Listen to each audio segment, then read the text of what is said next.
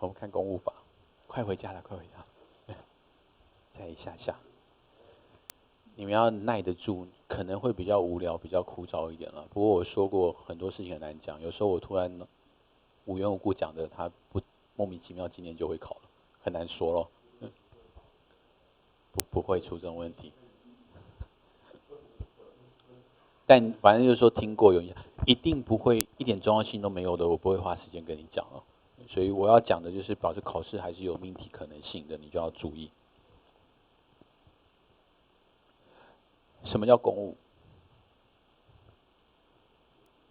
原则上是受公权力支配，然后公的目的使用的物，我们就称它叫公务。所以有两个要件哦，一个就是受公权力支配，然后公共目的使用，不限于有体物。所以风啦、水啦、空气啦，如果有可能可以的话，它都算公务。但因为空气跟风可能无从支配啊，但水是可以的。可以哈，空气原则上无法支配啊，那空气傻子才会买吧？可以哈，所以我们讲过那个河流是公务这件事情，我们讲去年考过禁渔公告那个题目。好，公务有什么特性？有几个特性呢？是你考试要注意的。公务原则上不能融通，所以它具有不融通性的特性。就是指不能交易哦，原则上不可以。但例外有一种公务可以融通，它有公务，像成立公用第一关系的道路，所有权是还是人民的，所以如果你找得到人愿意跟你买，你是可以卖的哦。没有，但应该不会找得到有人可以卖。但原则上，它有公务是可以融通，除了以外呢，原则上公务是不能够融通的。还有公务不能够时效取得。公务不能够时效取得呢，其实道理也很简单。请问一下，时效取得的要件是什么？你的民法学的啊？然后呢？如果是无主物，你就不用主张时效占有了。你就是要公平、和平、公然、持续的占有嘛。我们认为公务啊，之所以不太可能时效取得的原因，是因为啊，你不可能和平、持续公然和平持续占有，原则上不可能，因为公务就是公目的使用的嘛。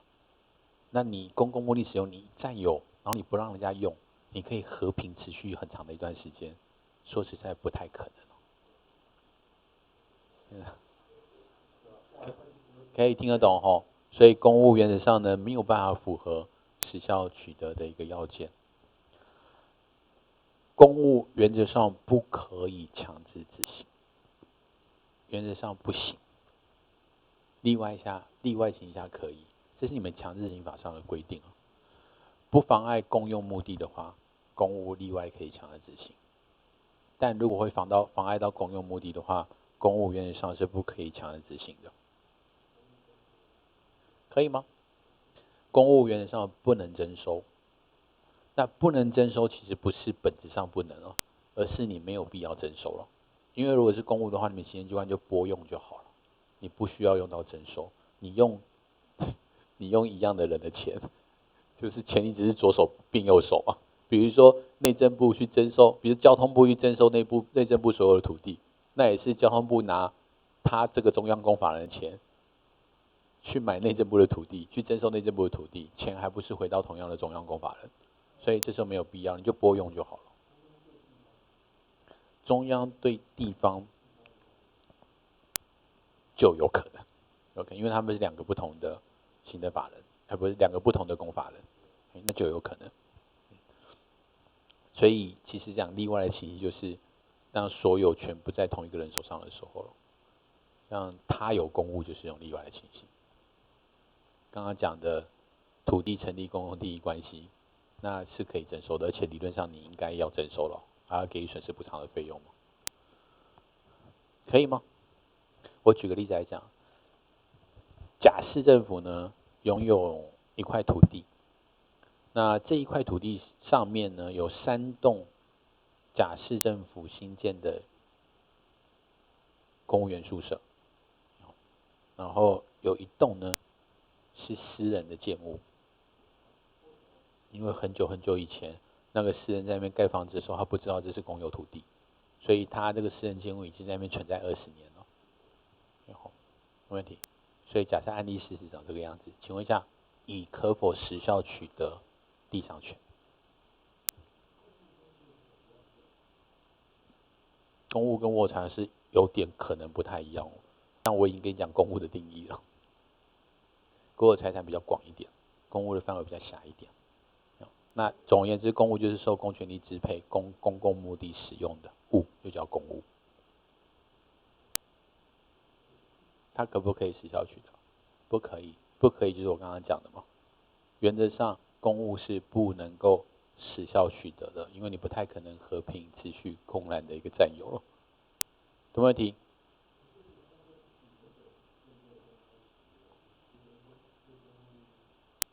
它有啦，它上面盖了3栋员工宿舍啊。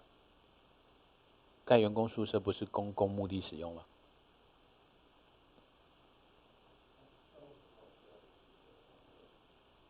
我刚才说过，因为以前他乙在上面盖的时候，不晓得这是国家的土地啊。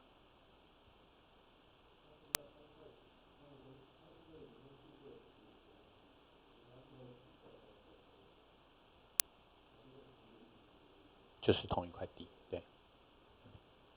可以吼。再来是呢，甲市政府呢，如果欠了保费，请问健保局可不可以拍卖甲市府有的这块土地及员工宿舍？可不可以？原则上不行，不行，因为这块土地已经，如果强制执行，会影响到公用目的，因为它已经用了。如果这块土地没有在公用，比如说是闲置的一块土地，那有可能可以，但它已经在使用了，所以就不行了。这样可以吗？这是强制执行法上的规定。可以吼，所以这是公务。在考试上，你第一个可能遇到命题的部分，就是根据公务的特性来做命题的方向，这是一个可能。那考试上另外一个可能命题的可能就是公务的利用关系，也就是说呢，公务存在就是要给公用的嘛。可是今天如果给公用，结果有人要来用，你说你不能用，那被说不能用的人可不可以提起权利救济？可以吼，这是公务的另外一个会命题的区块，可以吗？所以关于公务的利用呢，什么时候可以赠送，什么时候不可以赠送，我们是用什么来判断？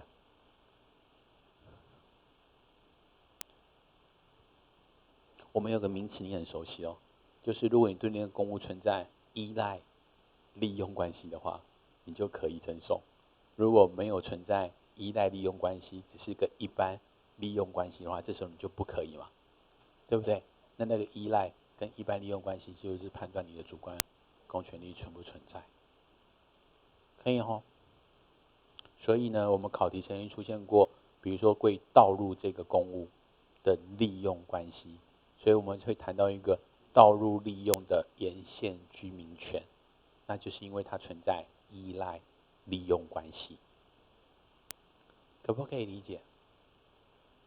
你们对天母熟不熟悉？你们对天母熟不熟？不熟。天母不是天龙国，天母也有贫民窟，我开玩笑。你们知道高岛屋？我刚刚高岛屋对面有一个小小的公园，那叫兰雅公园。那我们有一个不是去在另外一边，那个以前有那个有美女，你们知道吗？现在当立法委员，他们住在那边，然后住在兰雅公园旁边。兰雅公园旁边，公园是不是在公园？在兰雅公园的旁边。住在公园就是考那个喷水柱驱赶的问题。